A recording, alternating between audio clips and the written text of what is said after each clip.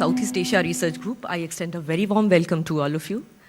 It is in fact a wonderful opportunity for all of us since we have assembled here to mark the inaugural event of Southeast Asia Research Group in this year 2017, which we are celebrating as a commemorative year of 25 years of India-ASEAN relations. In fact, it is not only a commemorative year of 25 years of India-ASEAN relations, but this year is also being celebrated as a golden jubilee year of the establishment of ASEAN itself. 50 years back, in 1967, this organization was established, and this event that we are having here today is supposed to be a curtain raiser to the series of events that we have planned to have throughout the year, not only in New Delhi, but in different parts of country, and possibly with the help of all the members of Southeast Asia Research Group and other support of various other institutions, probably we'll be able to execute all of them. And for today's event, we are graced with the presence of eminent dignitaries. Not only we have the invited speakers here who are there at the dais, but besides that, we have other representatives from embassies, academicians, and my colleagues from other colleges of Delhi University, as well as think tanks. So I welcome, on behalf of Southeast Asia Research Group, to all the dignitaries and all the other participants who are present here today to participate in this very important event. We are happy to have amongst us Secretary East, who would be delivering the keynote address very shortly. We have an eminent panel with us, Ambassador Rajiv Bhatia, Ambassador Jayant Prasad, Ms.Pooja Kapur, and Pant. We also have with us Professor Navneeta, who is in fact on the way. She'll be joining us shortly. As a special invitee, we have Dr. Prabhakar Rao, who is the principal of Zakir Hussain College, the main support behind this event. And last but not the least, Shri Shakti Sinha ji, Honorable Director of Nehru Memorial Museum and Library, without whose generosity and kindness, we would not have been sitting here in this auditorium. And thanks a lot, sir, for hosting us here. I'll just take 2-3 more minutes to formally felicitate the dignitaries present here today. So may I now request the volunteers to please come up here and welcome the dignitaries with a memento. May I now request our principal, Dr. Prabhakar Rao, to hand over mementos to our dignitaries. To the Secretary East first.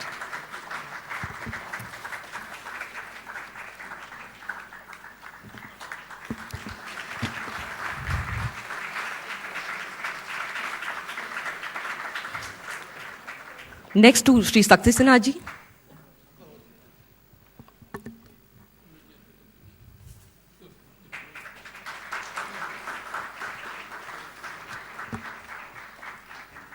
Ambassador Rajiv Bhatia.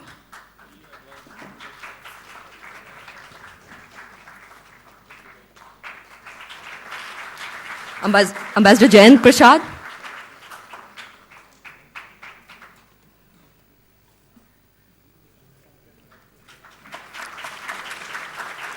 Ms.Pooja Kapur.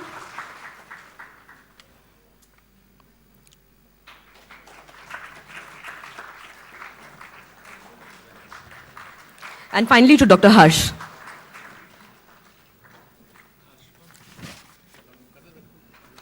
Sir, just give me one more minute, sir. We would also like to welcome our dignitaries with a potted plant, and I would request our principal, Prabhakar Rao, to hand over potted plants to our dignitaries. May I request the volunteers to please bring the plants.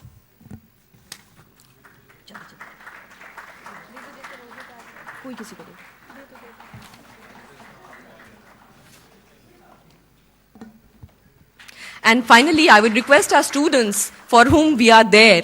In fact, the representative of the student union and also the office bearer of Awam.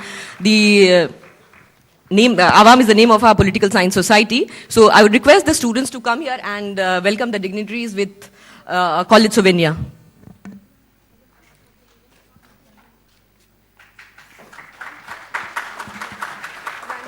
Random.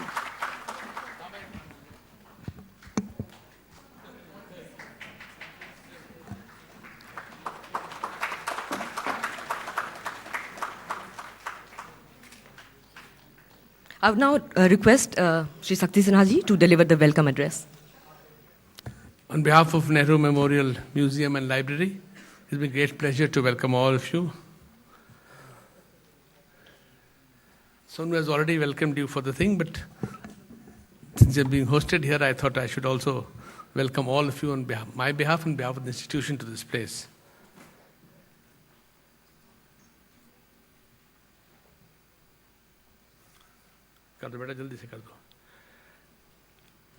Ms.Preeti, Saran, Secretary East, Government of India.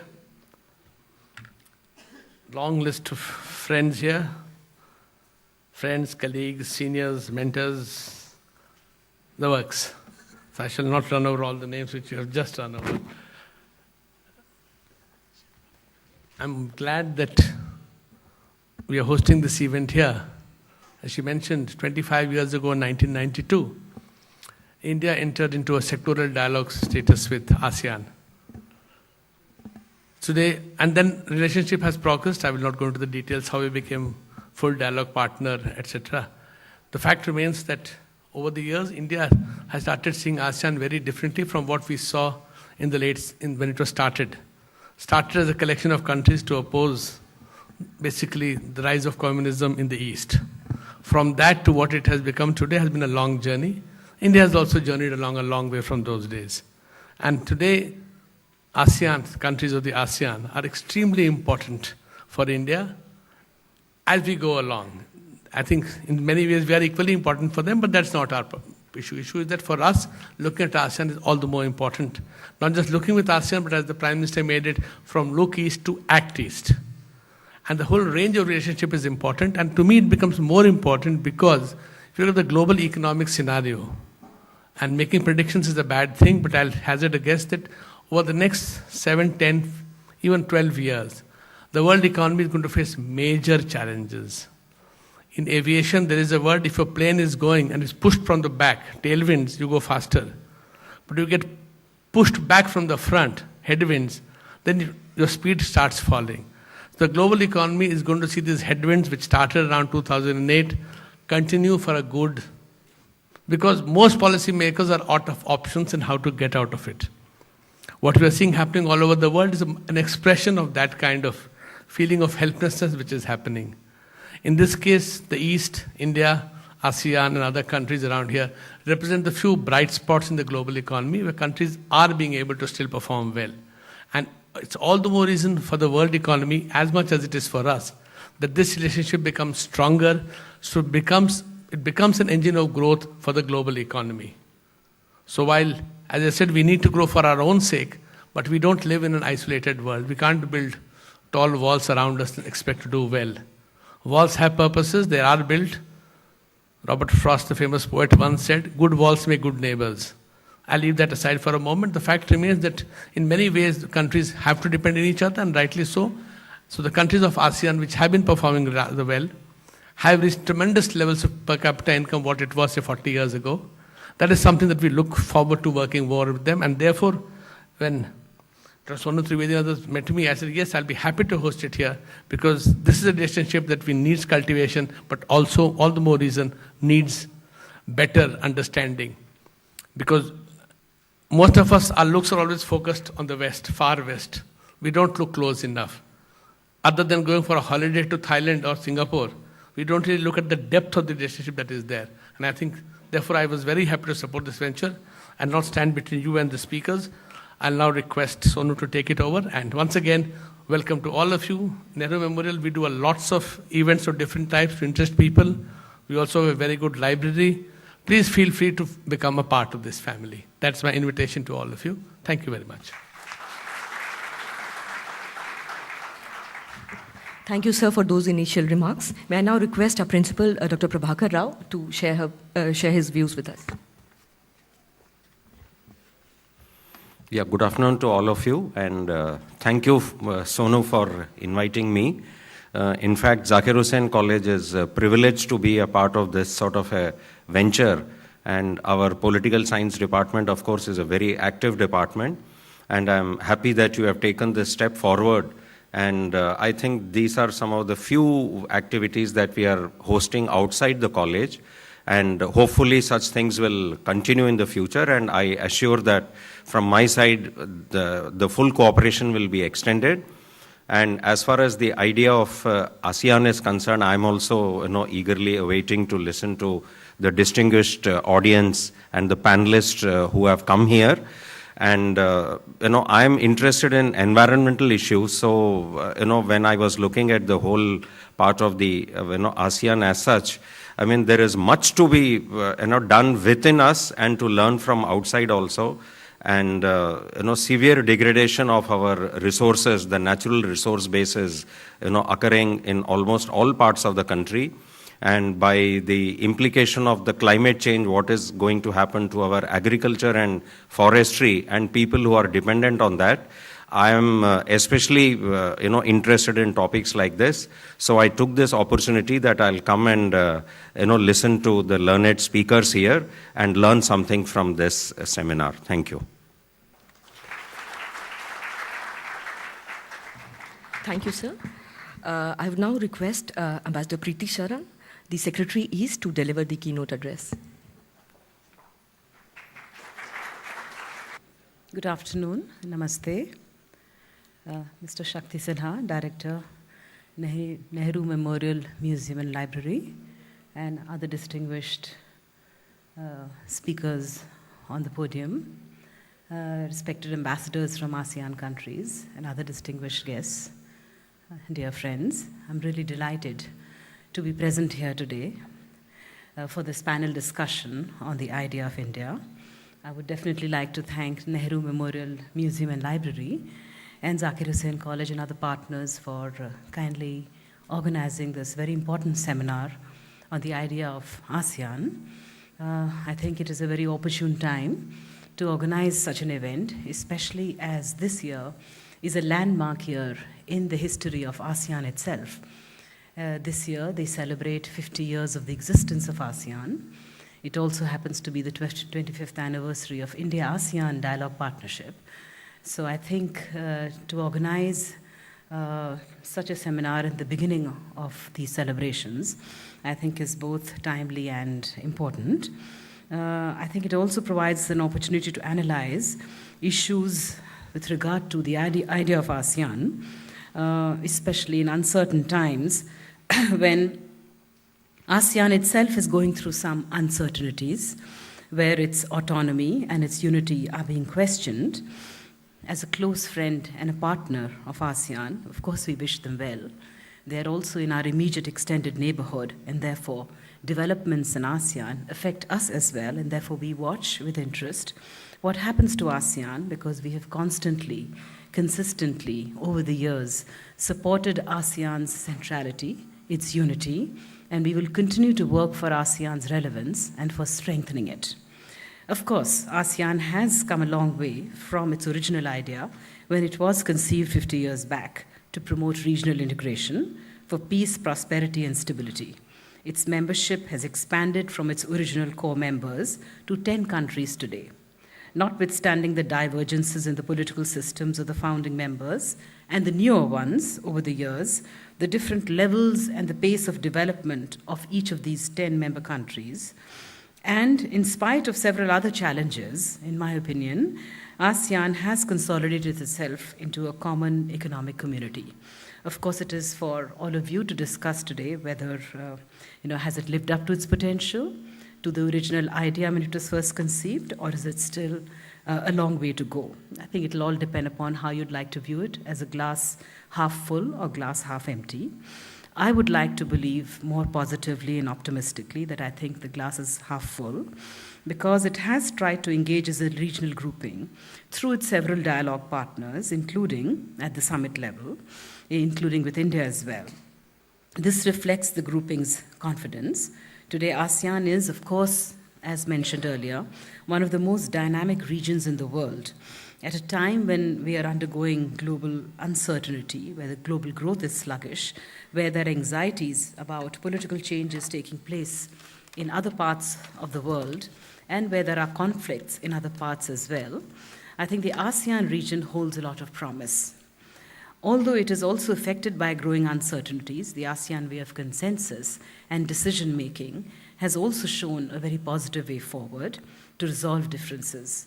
ASEAN's unity and its centrality, therefore, becomes important not only for itself, but for the entire Asia-Pacific region. Certainly, that has been our own emphasis in our engagement with ASEAN. They are our strategic partners, and our partnership with them, in my opinion, has been to our mutual benefit. Together, we plan to contribute to regional growth and stability. We will continue to work with ASEAN towards a rule-based regional architecture, which is open, which is inclusive, which is balanced and equitable. We will also continue to work with ASEAN in regional and international forums to shape with the economic and security architecture of the Asia-Pacific region. As ASEAN celebrates 50 years of its existence, as I mentioned before, we too celebrate 25 years of ASEAN-India Dialogue Partnership. Our relationship is rooted firmly in our historical and civilizational linkages, which has thrived through multi-sectoral activities that have benefited us. 2017, as I mentioned, of course, apart from being 25 years of our dialogue partnership, is also an year that celebrates 15 years of our summit-level interactions and 5 years of our strategic partnership. There is a lot that we can learn from ASEAN's successes, especially its efforts at economic integration, when we come to regional groupings in our own immediate neighborhood. This is an important opportunity for us to assess what we can do further for a deeper and a comprehensive engagement with Southeast Asia, cutting across 3 agreed pillars of cooperation, primarily political and security, economic and socio-cultural cooperation. Already, we have 30 dialogue mechanisms between India and ASEAN, including a summit and 7 ministerial meetings on a whole range of sectors such as foreign affairs, commerce, tourism, agriculture, environment, renewable energy, and telecommunications. Principal Zakir Hussain College had just mentioned that environment was his interest, and so that is one area where we certainly look to greater participation of other stakeholders in India to help strengthen that relationship. We have, on our own, as Government of India, undertaken a number of initiatives, including establishing a separate embassy with a separate ambassador in Jakarta, who deals exclusively only with the ASEAN as a regional grouping. And this supplements the bilateral efforts of all our embassies and missions abroad in the 10 ASEAN countries. Our Prime Minister, Shri Narendra Modi, has placed Southeast Asia at the core of India's Act East policy and at the center of our dream of an Asian century. To celebrate this landmark year in our relationship, on 28th January, our Prime Minister exchanged congratulatory messages with President of Philippines, who's the current chair of ASEAN. In his message to President Duterte, our Prime Minister stated that India's Act East policy is a reflection of the importance we attach to our strategic partnership with ASEAN. He reaffirmed India's desire to deepen this engagement so that it may scale new heights and constitute a defining partnership of our times. Our Foreign Minister, External Affairs Minister, Srimati Sushma Swaraj, exchanged a similar message with the Secretary General of ASEAN, outlining our expectations from this partnership in the future. Earlier on 18th of January, we kick-started our celebrations in Jakarta with the second conference of ASEAN-India Cultural and Civilizational Linkages, which is attended by eminent experts from India as well as from the region. These experts were unanimous in pointing out that India-ASEAN relations, rooted as it is in historical ties, were unique. Unlike ASEAN's other dialogue partners, with whom they have contemporary associations, our relations with ASEAN countries goes back 2,000 years. That itself makes this relationship extremely special. As mentioned by Mr. Shakti Sinha, there is, of course, I'm very happy that the Nehru Memorial Museum has organized this to kickstart its own series of activities. The Government of India, in partnership with the ASEAN member countries, has also planned a series of events under the theme, Shared Values, Common Destiny. Our celebrations will include political, economic, cultural, and people-to-people contacts to culminate in a commemorative summit later in the year. There would, of course, in addition to this, be ministerial level meetings, a youth summit, and the fact that I see the presence of so many young people from the universities is very heartening, and be happy to let you know that really a youth summit is going to be one of the high points of our celebrations of our relationship with ASEAN, because in my opinion, in our opinion, the youth, both in India as well as in the 10 ASEAN countries, are really the future leaders and the future of the relationship and the keepers of the relationship. And therefore, your participation in this youth summit would be very important. And I want to take this opportunity to cordially invite you all to actively participate as and when we formulate the contours of this particular summit. In addition to that, we would also organize a regional Prabasi Bharatiya Divas. In all probability, that will be in Singapore, because apart from all other strengths in our relationship, what is less talked about is the fact that there is a very strong Indian diaspora, people of Indian origin, living, of course, the largest segment lives in Malaysia, but of course there are very strong components of the Indian community or Indian origin in other ASEAN countries. And so I think that diaspora meeting would be an important one. We would organize a CEO's forum, a car rally. The car rally is intended to show our physical connectivity from the northeast of our country through Myanmar and Thailand to the other ASEAN countries. A sailing expedition. Again, we have naval ships that make regular visits to the ASEAN countries, but to have a full-fledged naval expedition highlights the fact that not only do we have land boundaries and connectivities with ASEAN, but that we have a very strong maritime linkage with the 10 ASEAN countries, including the landlocked Laos, because Laos might be a landlocked country, but it is land-linked, and through that it connects all of us. And so therefore, this particular sailing expedition would have an important salience. We would also organize conferences, competitions, cultural festivals, including a youth band festival, both in India and hopefully in other ASEAN countries. In April, we will have a senior officials meeting of India and ASEAN countries to freeze the calendar of activities. And although our own calendar really kickstarts this from April, I have to congratulate Nehru Memorial Museum and others who organized this, that you've been ahead of the government curve in doing this event today. So thank you very much for that.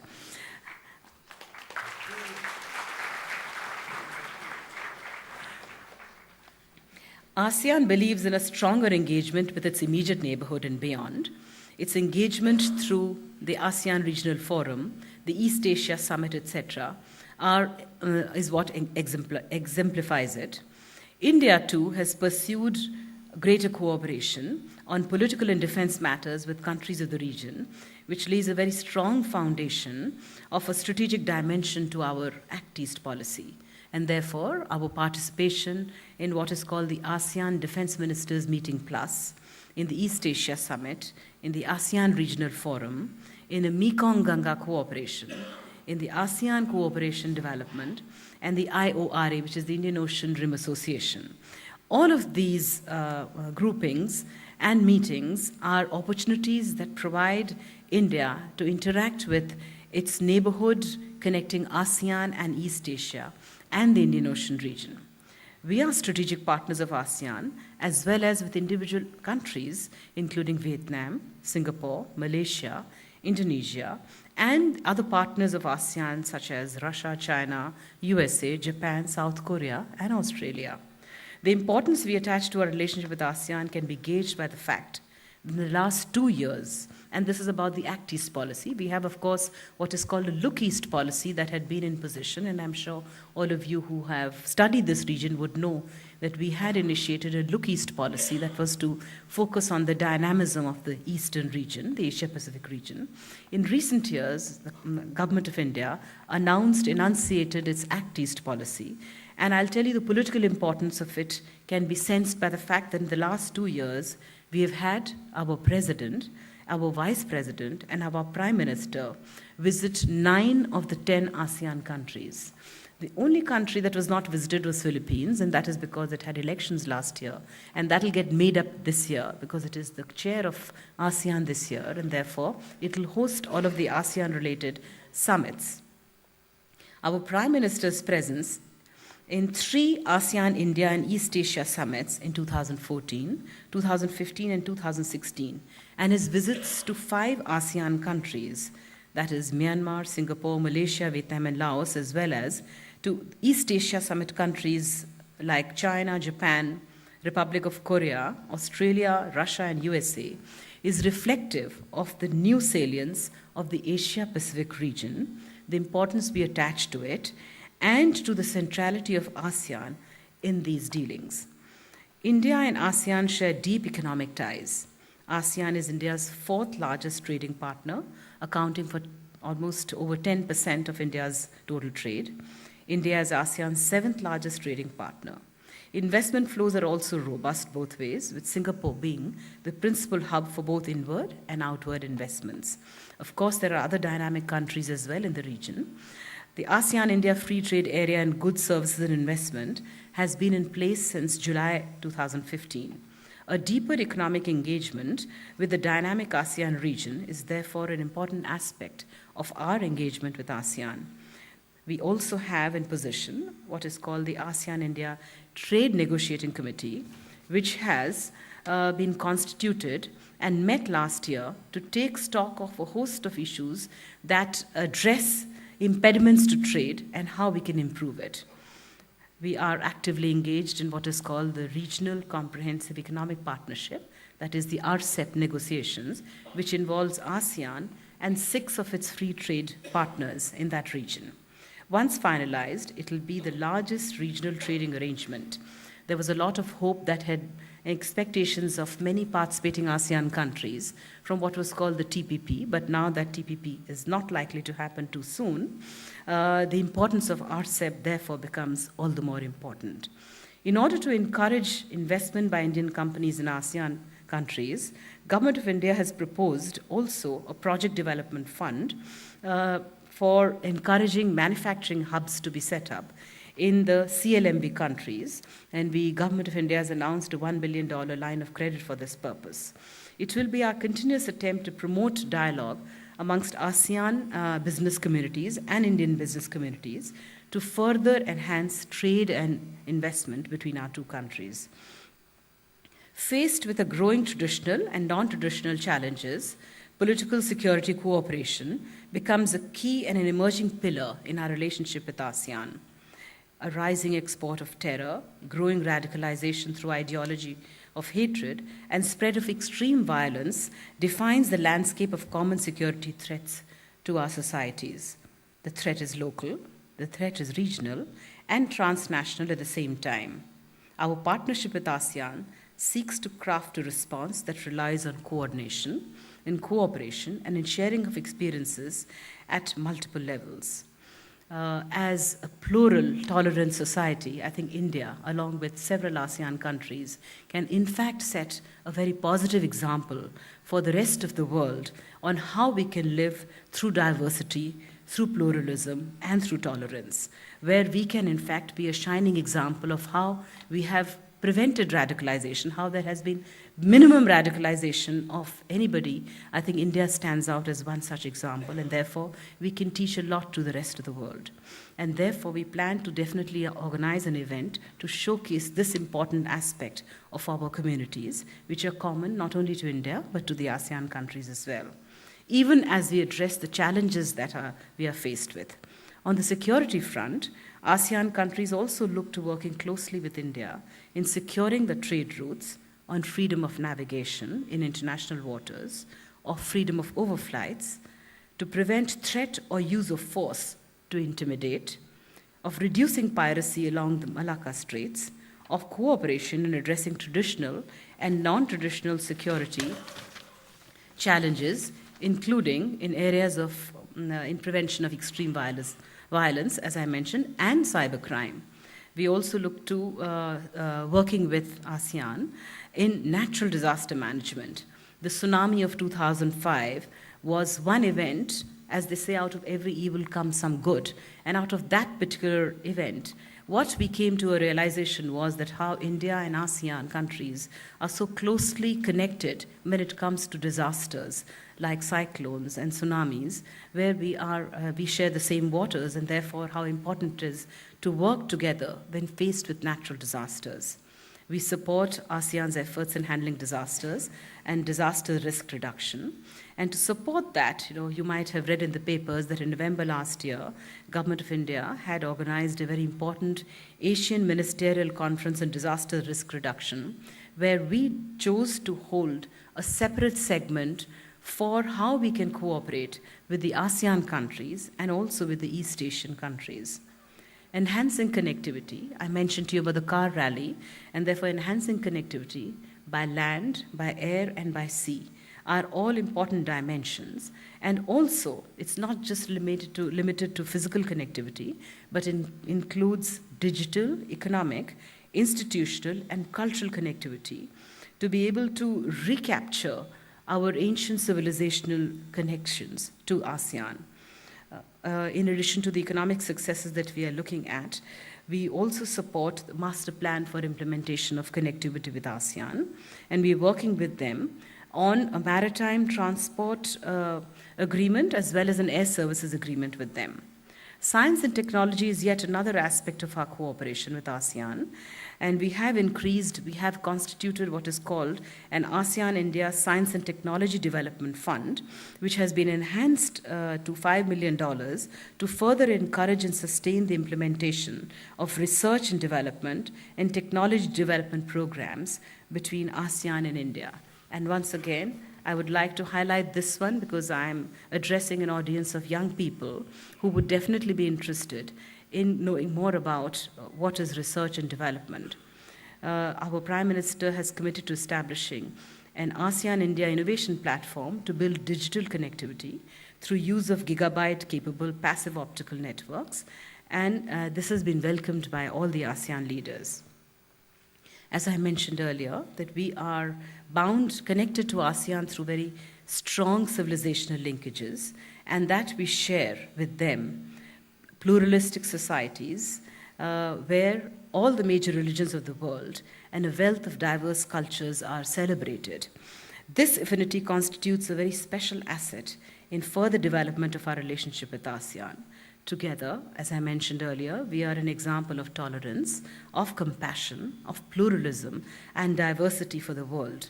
And therefore, the theme of our commemorative celebrations, shared values, common destiny, becomes extremely important in that context. I thought I would share some of these elements that are taking place in the India-ASEAN context of our bilateral relationship. But it cannot be handled unless we have the presence and the participation of all stakeholders, especially think tanks, academics, intellectuals, universities, and above all, a very strong student body like yours, who provide newer ideas about what we could do to push this relationship further. I'd be happy to interact further with you. There are questions subsequently, but I'll stop here because I'm very anxious to listen to the views of this very eminent panel of speakers who's before you. Thank you very much.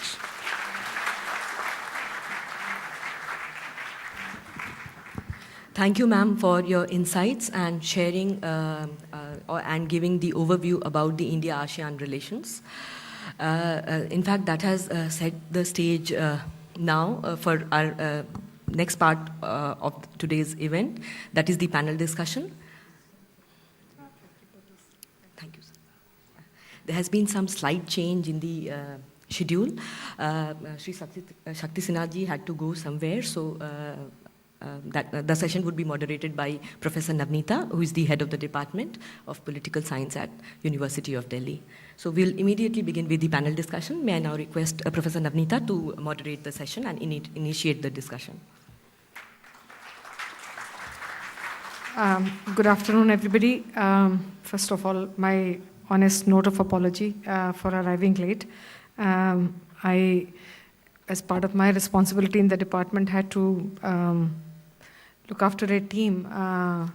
The proverbial NAC visit, when it happens in the department, it overtakes our lives. And there was an internal NAC review committee because of which I got held up. My apologies, sincere ones. So let's, without taking any further time, I would also not like to come between you and an eminent sort of panelists that we have here. May I begin by inviting Ms.Pooja Kapur, who is a Joint Secretary of handling ASEAN ML Division and Ministry of External Affairs. Pooja ji, please.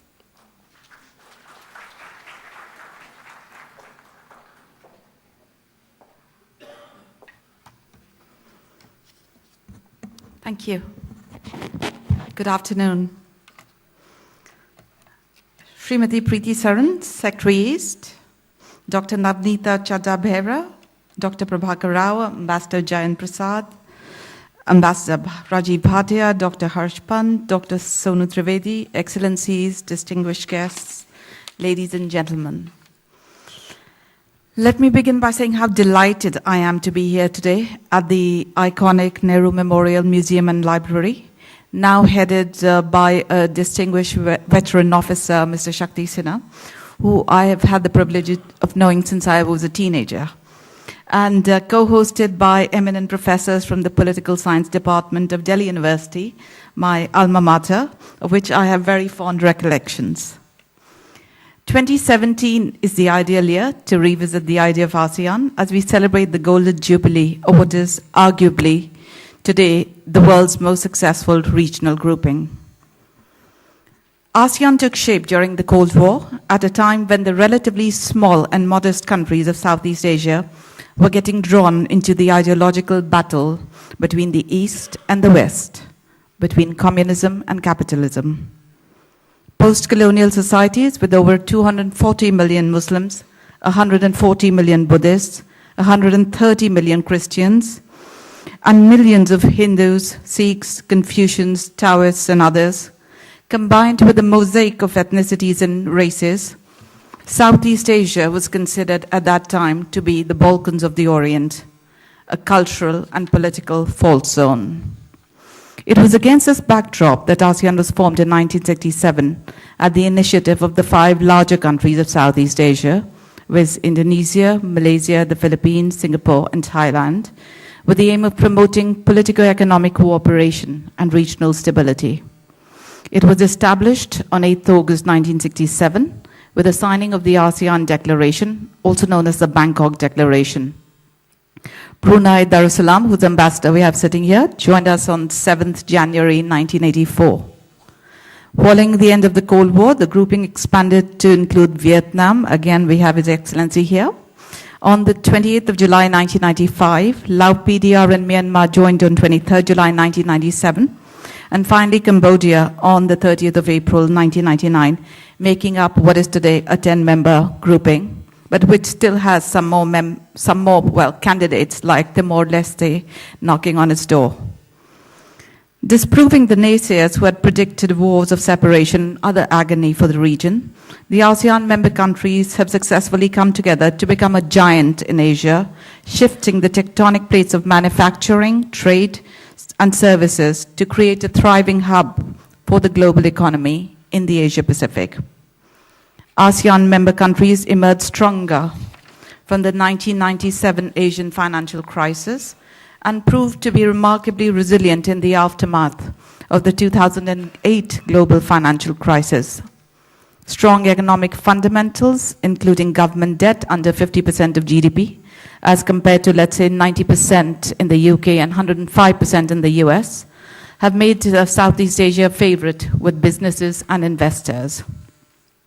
ASEAN is today the 7th largest economy in the world, with a combined GDP of US 2.6 trillion and a predominantly young population of 622 million, boasting the world's 3rd largest workforce after India and China. By 2015, it is projected to become the 1st largest economy globally. The idea that inspired the founding countries to draft the Bangkok Declaration can be divined from the colors of the ASEAN emblem, which has 10 brown sheaves of rice stalks, one representing each member state. Beneath the sheaves is the legend ASEAN in blue, set against a background of yellow and encircled by a blue border. Brown stands for strength and stability, yellow for prosperity, and blue for the spirit of cordiality in which ASEAN affairs are invariably conducted. The three overarching ideas that define the idea of ASEAN are unity, centrality, and competitiveness. Integration has been essential for ASEAN in order to create and maintain a stable region for ensuring economic development.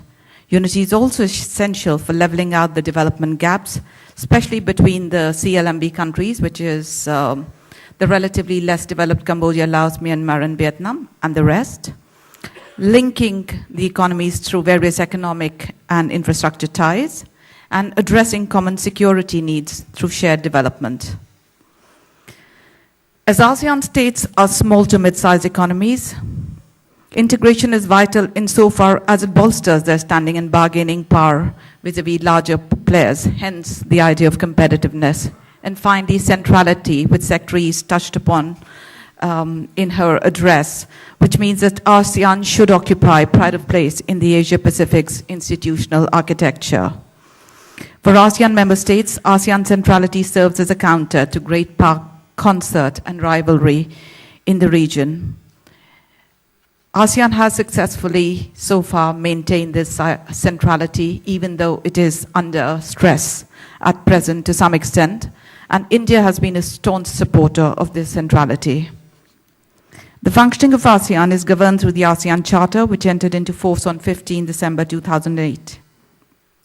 The Charter espouses the dream of ASEAN member states to be united under one vision, one identity, and one caring and sharing community, and to establish an ASEAN community comprising of security, economic, and socio-cultural communities. The ASEAN Charter has served as a firm foundation in realizing the ASEAN community on the 31st of December 2015, which was a historic milestone for the grouping. It marked the culmination of ASEAN's resilience and dynamism through a journey of nearly half a century, signaling to the world how far and how well ASEAN member states had traversed the challenges of peace, progress, and prosperity. The ASEAN community remains a work in progress. The ASEAN economic community's contours have been the first to emerge, while the political and socio-cultural communities will follow suit. The European Union is often seen as an aspirational model for the ASEAN community.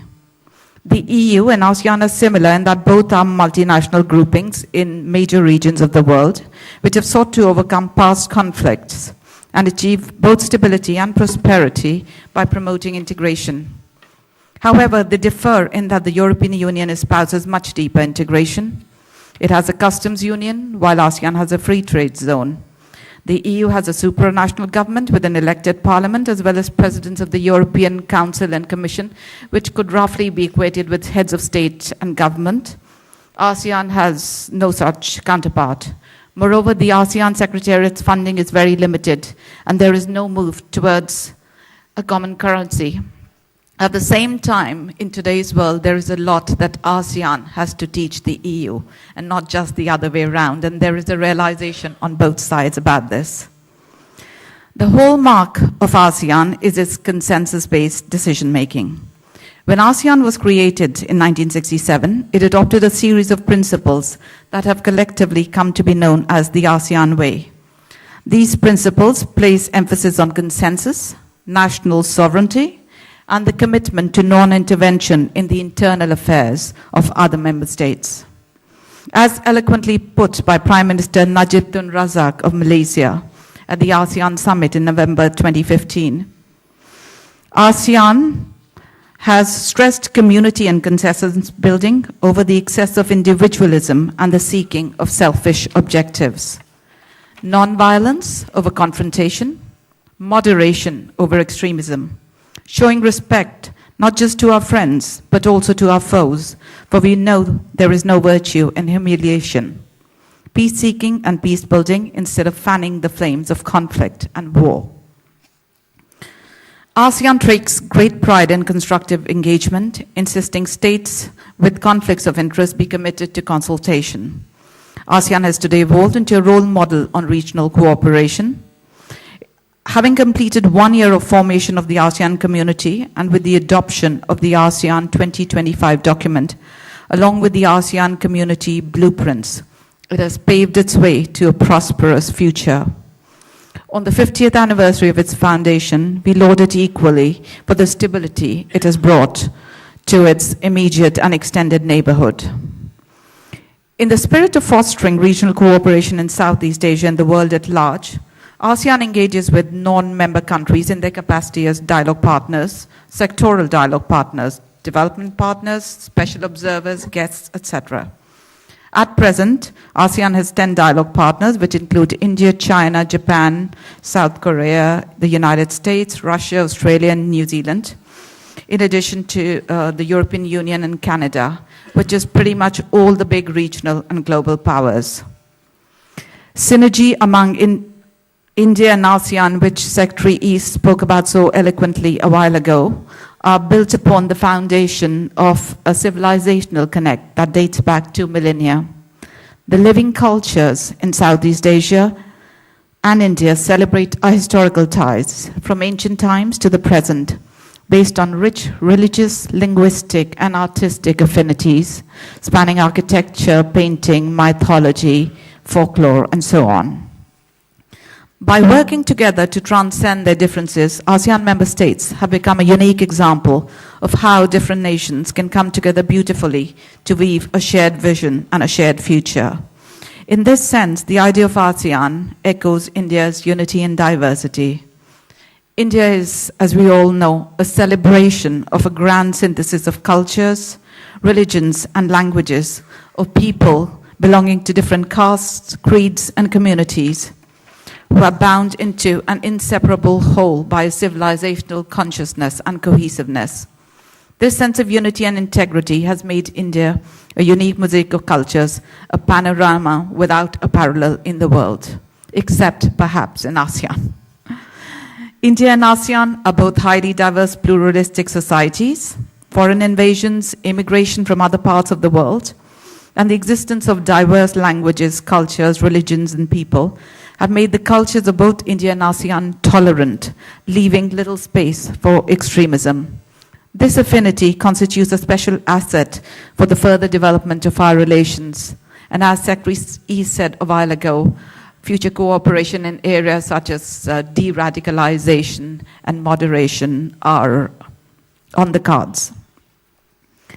The region comprising ASEAN and India together represents a combined population of 1.85 billion, which is a quarter of the globe's population, a GDP of over 3.8 trillion US dollars, creating one of the largest economic spaces in the world, which holds immense opportunities for the future. Our growing relations with ASEAN and the larger Asia Pacific also have the potential of bringing significant positive development impact on our northeastern region, through the promotion of cross-border trade and connectivity, since foreign policy is, after all, a tool and a vehicle to serve domestic policy. Through the plan of action which implements the goals and objectives of the ASEAN-India Partnership for Peace, Progress and Shared Prosperity and the Vision Statement of 2012, India and ASEAN stand together in promoting long-term cooperative partnership based on equality, shared ownership and mutual respect, which enables us to synergize our respective strengths and complementarities for the greater good. In 2017, we are celebrating 25 years of the ASEAN-India Dialogue Partnership, 15 years of our summit-level interaction, and 5 years of our strategic partnership. A large number of events showcasing our engagement across the political, economic, cultural, and people-to-people domain will be held in the course of the year in various locations in India and ASEAN to mark this historic milestone. The theme of the Silver Anniversary celebrations is aptly Shared Values, Common Destiny, and I invite all those present here today to contribute to making this commemoration of the idea of India and ASEAN a grand success. Thank you for your attention.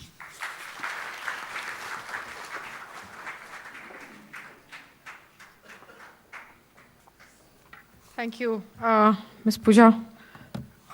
Special note of thanks also. I think it's enlightening to hear on the same panel the practitioner's view and also the scholarly view. And we have a very good combination in today's panel.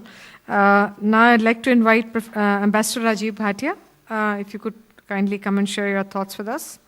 He's a distinguished fellow at the Gateway House in Mumbai. That's right.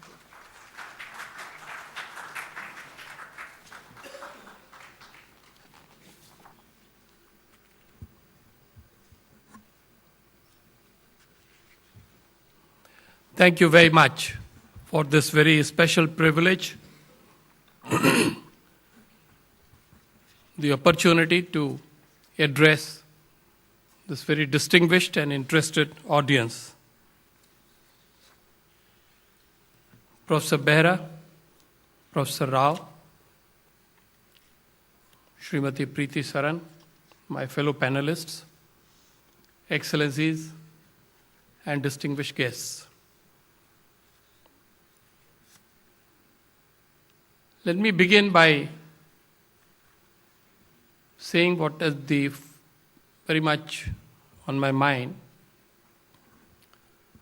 I think 3 persons would have been very happy had they been present here today. India's first Prime Minister, Jawaharlal Nehru, because he contributed immensely to this whole idea of Asian resurgence, unity, and India's special relationship with that region. Secondly, the present Prime Minister of India, who gave to the present policy of India its name, Act East Policy. And third would have been the veteran expert and scholar on Southeast Asia, Professor Bimal Prasad, who taught our generation about this region and its history. And I'm very happy that his worthy son, Jayant Prasad, is sitting here, and we would be looking forward to listening to you. I went to Southeast Asia some 31 years back. I visited 8 of the 10 ASEAN countries, and I've spent many years there, many more years studying the region. And I can tell you that this was a region and its immense multi-dimensional connections with India that really makes an Indian very proud. And today, as I address you, the young Indians, I hope we could create in your heart a spark and increase your curiosity to know as to what these 10 ASEAN countries are and why they are important to us. I have no doubt you know all the fundamental facts about ASEAN, and you have heard in a very erudite manner too addresses by our experts from the government. And it is now the turn of the track 2 people, the non-governmental people, to share their perceptions and their ideas with you. And I'll do this in the next 10-12 minutes so that everybody has a fair chance to share his or her insights with you. Typically for a scholar, when he is given a title, he must ask as to what really the meaning is, the idea of ASEAN. My mind responded saying that there are 2 questions inherent and implicit in this title. Number 1, what was or what is the idea of ASEAN? What does it stand for? And is it relevant today? Is it relevant for India? How should India relate to it? And that is what I'm going to do. I'm going to try to answer these 2 questions. Again, as a student and a scholar, you have to go back to history. And what I did in order to prepare for this event, I went back and read the statements made by the founding fathers of ASEAN, the 5 foreign ministers who were present and who negotiated and who signed the Bangkok or the ASEAN Declaration on 8th August 1967. These were the 5 foreign ministers: Thailand, Indonesia, Malaysia, Philippines, and Singapore. And those statements really make everything very clear. Essentially, without quoting them or citing them at this stage. All that I can say is that all of them agreed that Southeast Asia at that time, back 50 years back, feared domination, subjugation, division, and balkanization. You remember this was the height of the Cold War, and the US war in Vietnam was already in full swing, and there were lots of fears and apprehensions in those days. So this whole idea as to how a grouping of countries which are small, medium-sized, and one large country, Indonesia, how they come together, not merely for the good of themselves, but of the region, that was essentially the idea of ASEAN. And these founding fathers also favored a gradual, creative, and inclusive regionalism. And at the end of it all, they opted for unity, cooperation, peace, and prosperity, and all this to be secured through the rule of law. So these are the ideas, these are the concepts which have driven ASEAN all these years, and I think it would be very clear that they remain very relevant even today, although the world has changed a great deal, almost beyond recognition in the past 50 years. You heard much and very aptly about what is known as the ASEAN Way. In very brief terms, it is based on a tripod, and the tripod is consultation, compromise, and consensus. Fundamentally, this is also the value system that drives the Indian society.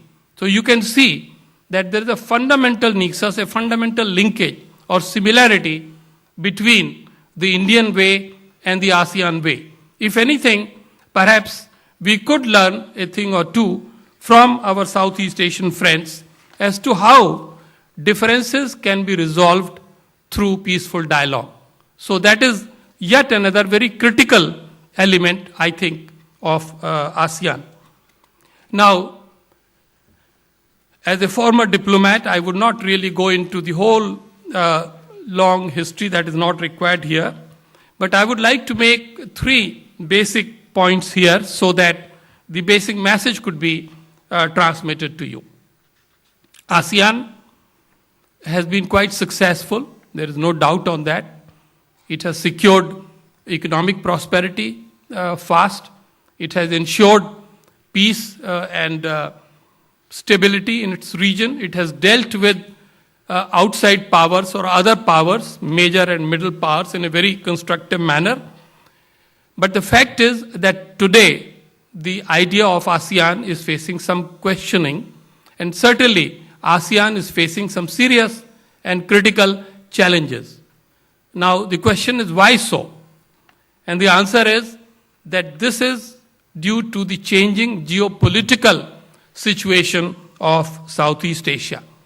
You have heard about the rise of China and the decline of US, and you have heard a lot about the contestation between the rising power and the declining power. So that certainly remains the first factor. The second factor, again, is something to do with the conflict, the tensions, the disputes that are going on in the South China Sea and the East China Sea, and they have also caused a very serious set of issues for ASEAN. There is then this question of freedom of navigation and maritime security, which is engaging the political leaders and the diplomats of ASEAN in a big way. You heard also earlier of the economic competition, which was until recently between US-led TPP and China-led RCEP. But now a new game is being redrawn because, as you all know, TPP has been abandoned by the United States.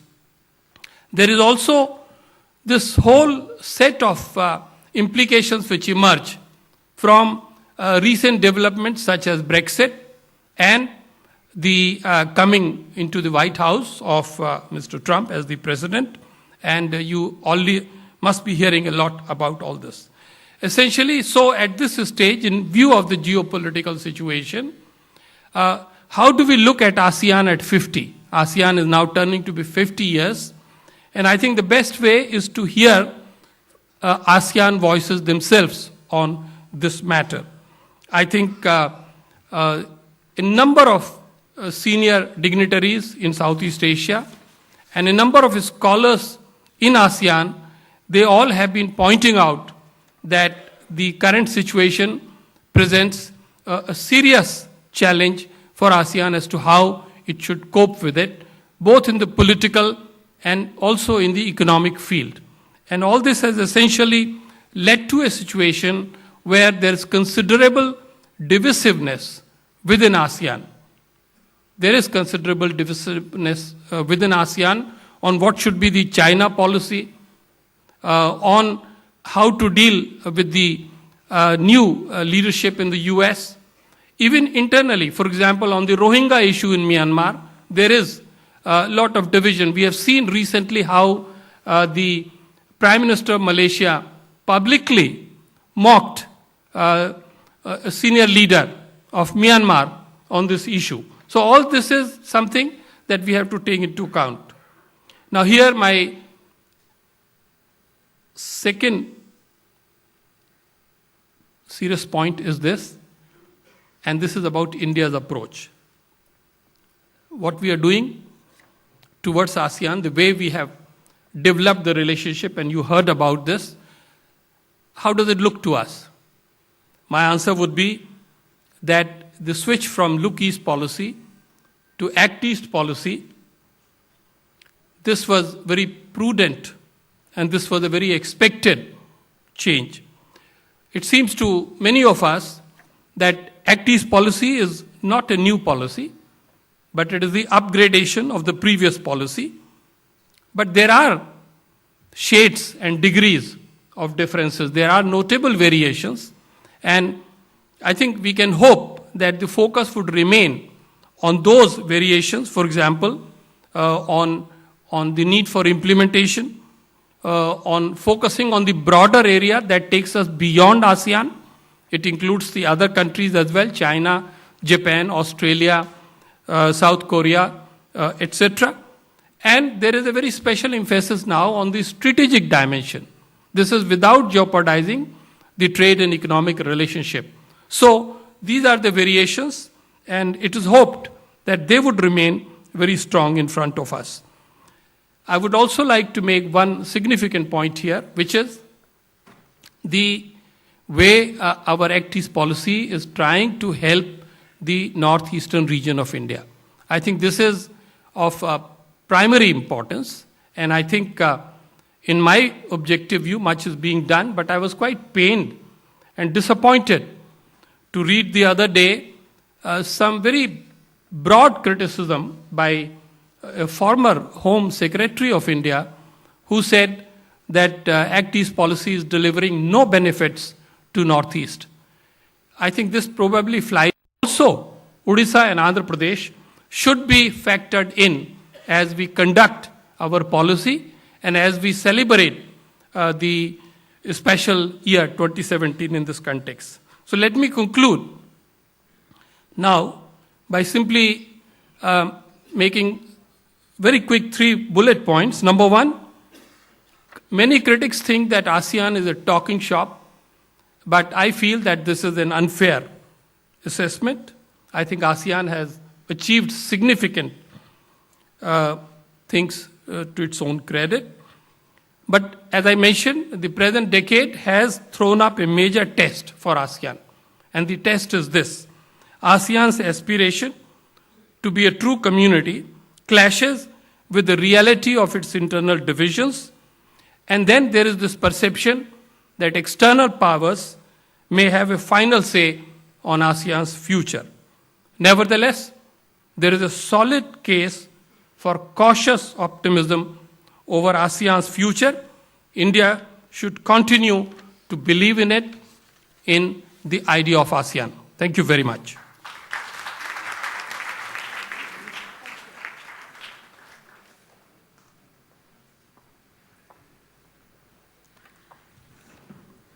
Thank you, Ambassador Bhatia. And now I would like to invite Ambassador Jayant Prasad. He's the Director General of Institute for Defense Studies and Analysis. Thank you, Ambassador, for being here and sharing your thoughts with us.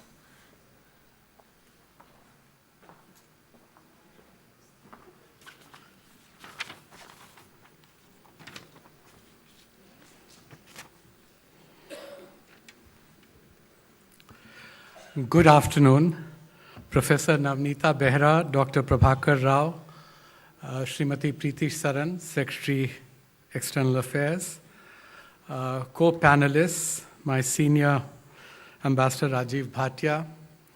It's such a delight to see a hall full of relatively young audience. And really, I'm very happy to be here. I don't know how many of you are part of Zakir Hussain College and how many of you have come independently. But I have been to the Nehru Memorial Museum and Library before. But in terms of proportion, I have not seen so many young faces earlier.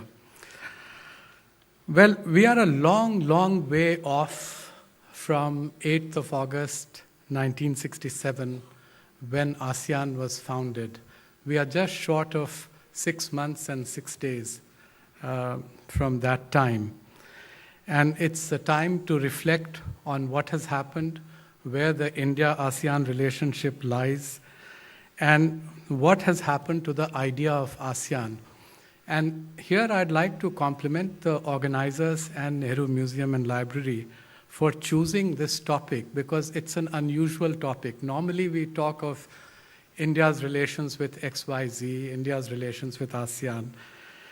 And to begin, I thought I'll say something provocative and something which might be politically incorrect, because we have several heads of mission excellencies from ASEAN countries in our midst. But the CIA papers were just published, a number of them. They were unveiled last week. And there was a very interesting one with an interview of Lee Kuan Yew. You know, the original 5 have multiplied to 10, have doubled.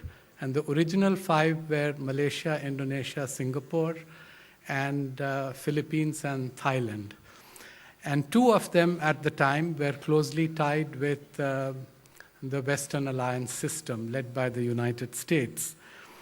And Lee Kuan Yew was quoted by the CIA assessment as being deeply skeptical about the future of ASEAN.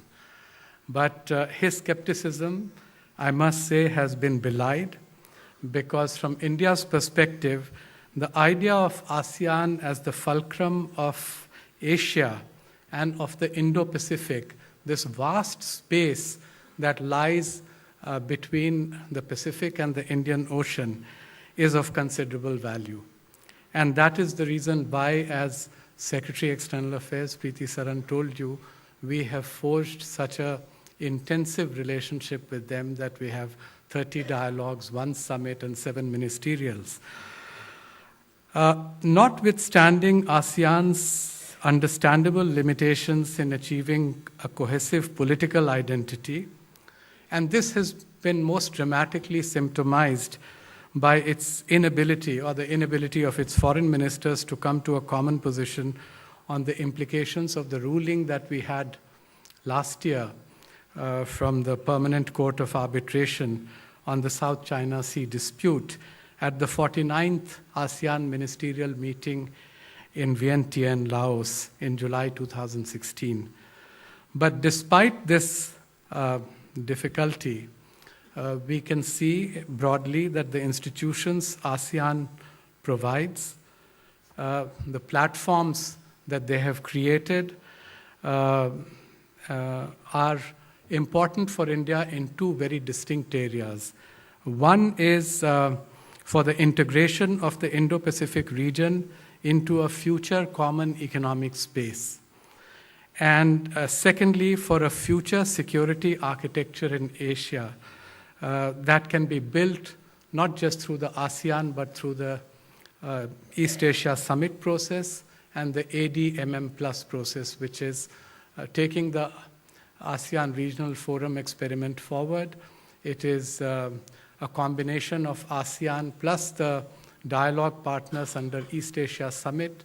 Their defense departments cooperate. There is a ministerial meeting which we have been also attending at the ministerial level. And why is this important for India is because ASEAN, by its very composition and nature, is an open organization. It interacts with countries that straddle not just Asia, but outside Asia. And the East Asia Summit had a significant expansion in 2011 when the Russian Federation and the United States joined in the dialogue process. And you cannot have an Asian security architecture divorced from the interests of these two great powers. So they have to be included in any pan-Asian arrangement. And that is the reason why, for India, I want to explain to youngsters how ASEAN is different from other forums. There is a larger forum in Asia called CICA or KICA. It is the Conference on Interaction and Confidence Building Measures. This is something that was set up by Nursultan Nazarbayev of Kazakhstan, and they had the Almaty summit meeting in the early part of this century in 2002. And there, in a significant speech over 2 years ago, in May 2014, if I recall correctly, Xi Jinping said that Asian security is for Asia. And that's simply not possible in today's interconnected and globalized world. And that is why the ASEAN model and the ASEAN platforms that exist are so important to us.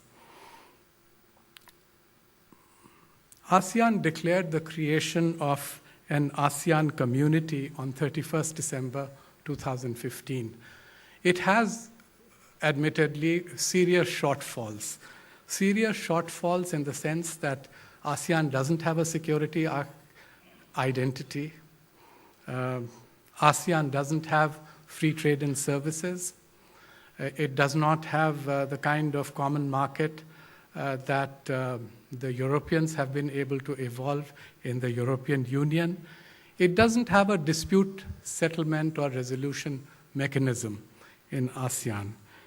But even so, trans-Asian and trans-Indo-Pacific community building could still be possible, and it could still marry the two major strands of international connectivity that operate through geoeconomics and geostrategy. When these cross over and meet each other, there are conflicts, but there is also considerable consonance. And ASEAN is well positioned to take advantage of it. All the previous speakers have spoken about India's LEAP policies. LEAP is look east and how is LEAP? It is not LEAP, it is look east, act east. I don't know, Rajat Nag calls it the LEAP policies taken together. He is a person who headed the ADB, and he has some interesting things to say about the ASEAN-India connectivity in the future. And he says that our LEAP policies, or now the Act East policy, is firmly anchored in dialogue and partnership with the ASEAN. And therefore, the success of the ASEAN ventures are equally going to be India's success in the future in Asia.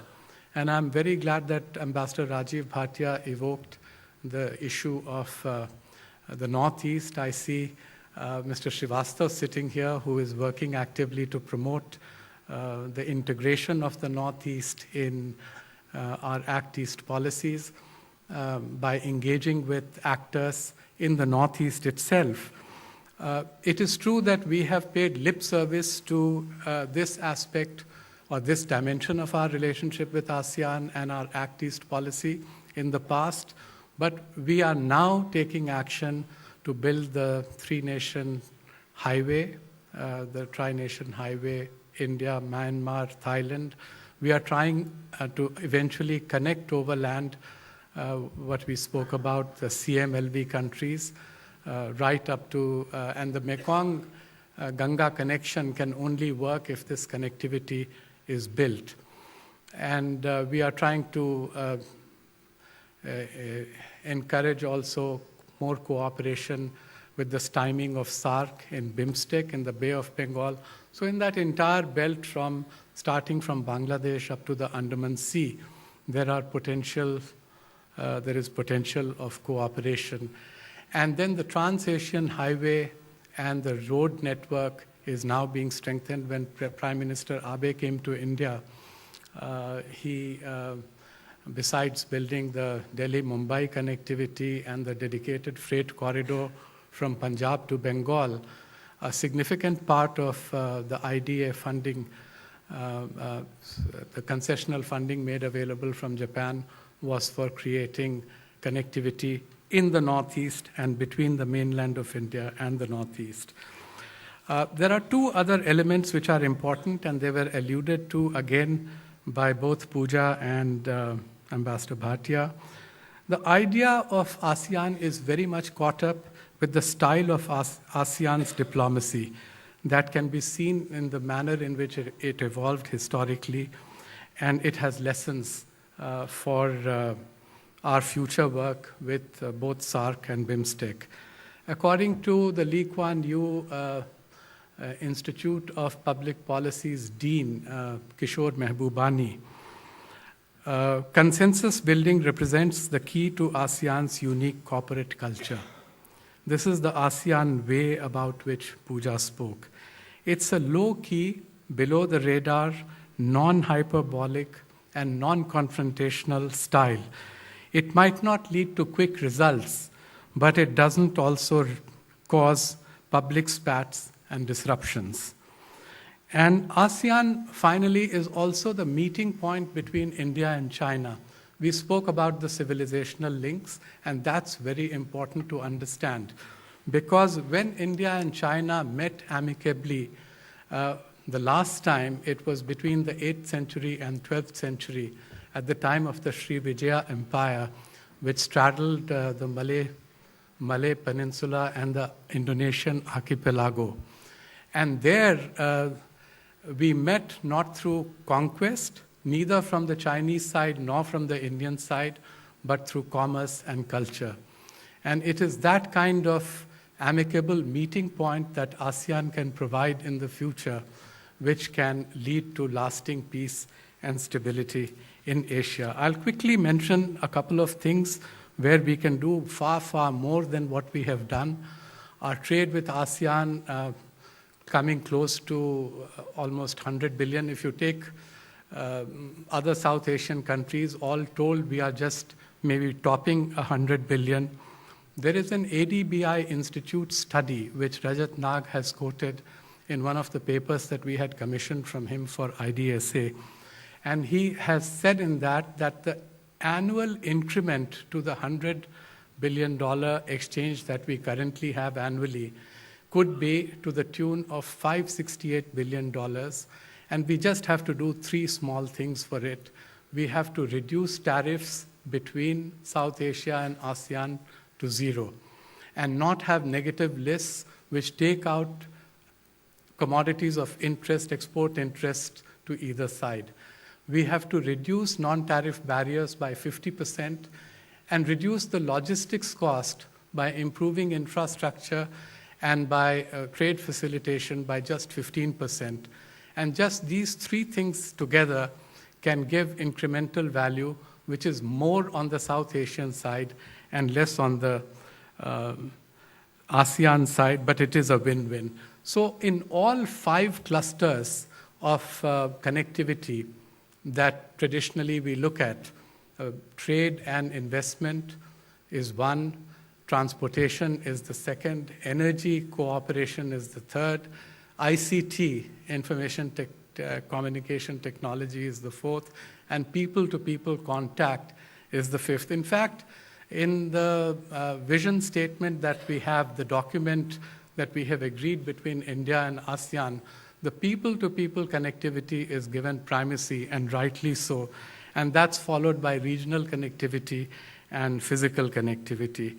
And it is for these reasons that India will remain committed and invested in ASEAN's unity, integrity, progress, and a more cohesive expression of its political personality. Thank you for your very patient hearing.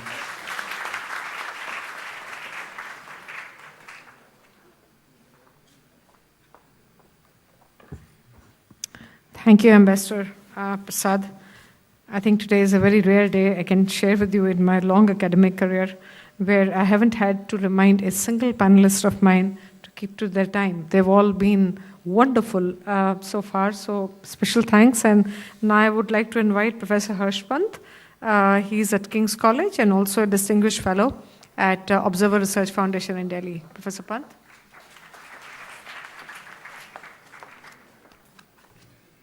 Thank you.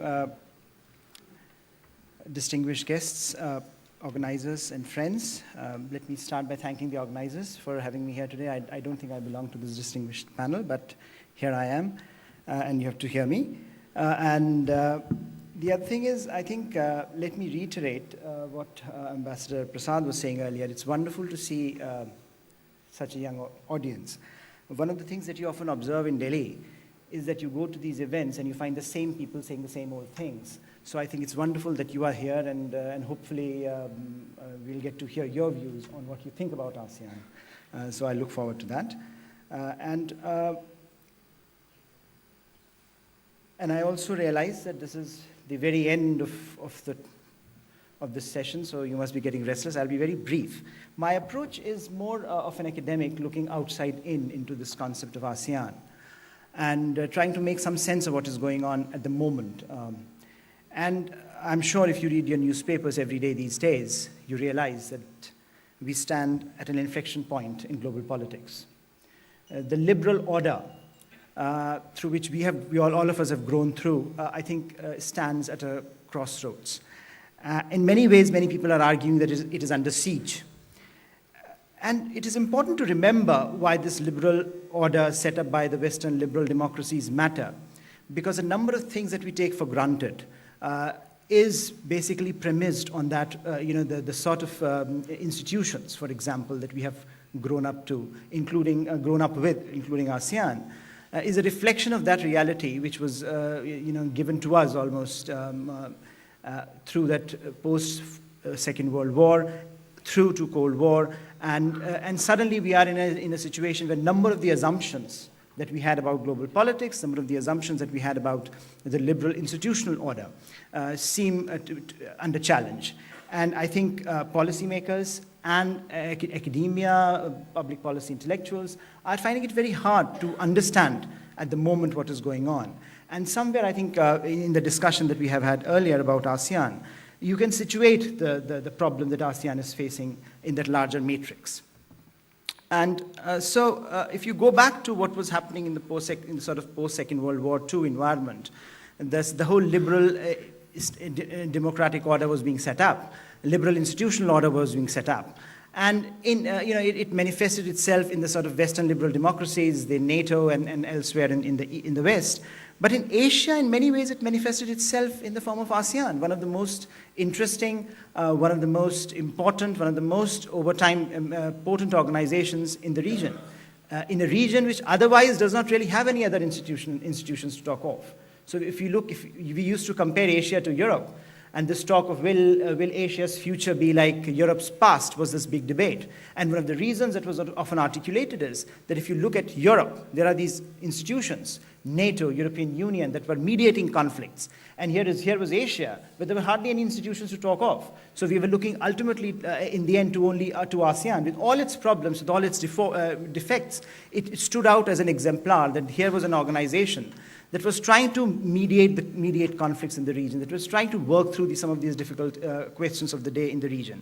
And what in many ways was important was that this idea, it also emerged, as has already been mentioned, this threat of communism, which spurred this idea of ASEAN, and led by, in many ways, America, and given agency to the collective wisdom and collective thought of the regional states. So in many ways, it became a product of the high point of American establishment, America trying to establish a liberal democratic order even in Asia. And as America became the guarantor of regional stability, ASEAN emerged as a beacon of hope, because underlying ASEAN's ambitions was America sustaining the foundations.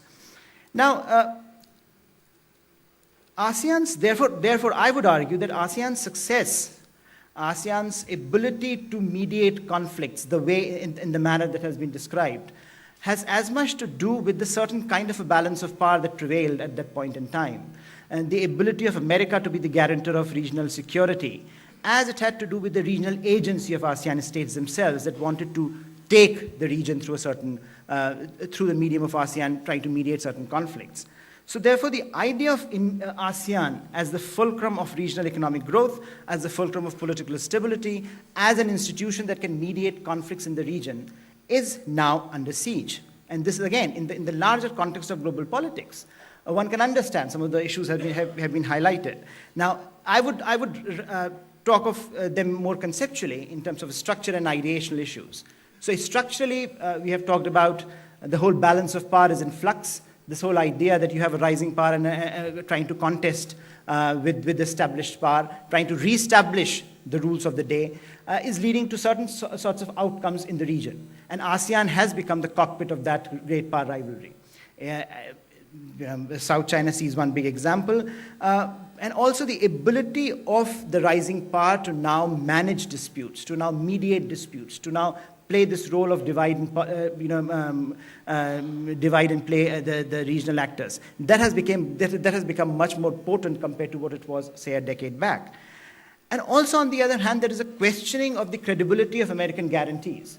So President Obama, who argued that we need a new push in Asia, who articulated the pivot policy, suddenly he could not push through all the agenda of pivot that he wanted to. So the realization now in the region that perhaps America cannot be looked upon as the guarantor of regional stability and regional security, that is also playing into this idiom of changing balance of power ideas, into the changing balance of power realities. The other issue, I think, which is equally important, is what is happening at the level of ideas. So what is interesting today is that at the level of ideas, we are finding that this whole liberal democratic order is being challenged.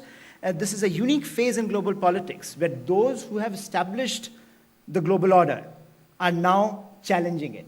So you have a unique situation where America and Britain, who established the globalized environment from the 1950s onwards, are now challenging that. And you have a unique situation where those who are rising and who are supposed to challenge that order, the Chinese and the Indians, are now arguing that this is an order that we have benefited from, and therefore this is an order that perhaps is important and therefore should be preserved. So I think this is, again, a unique point in history of global politics, where the changing balance of power is manifesting itself in a very unique way at the level of ideas, where the process of globalization is being looked at very differently. And those who have established that order are now challenging it, and those who have benefited it and were expected to challenge it are now actually trying to make a case for its perseverance. So as a confluence of these realities, both at the structural level and also at an ideational level, it's not entirely clear to me as an academic, as someone who looks at international institutions as a prism of global politics, as to what eventually the outcome would be, what shape ASEAN might take.